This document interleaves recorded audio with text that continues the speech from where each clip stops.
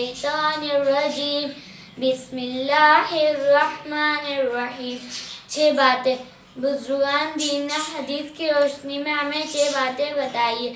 अगर ये 6 बातें हमारी ज़िंदगी में अमलन आ जाए तो हमें दीन पर चलना आसान हो जाएगा। 6 बातें हैं।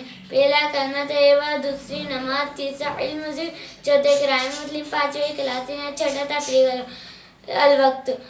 हर नंबर के 3 एजिज़ा है। पहला मकसद, दूसरा फ़ज़ाइल, तीसरा हासिल करने का तरीका। कलमा तैयबा का मकसद 4 लाइन का यकीन हमारे दिल के अंदर आ जाए। ला इलाहा इल्लल्लाह से 2 बातों का यकीन, मोहम्मद रसूलुल्लाह से 2 बातों का यकीन।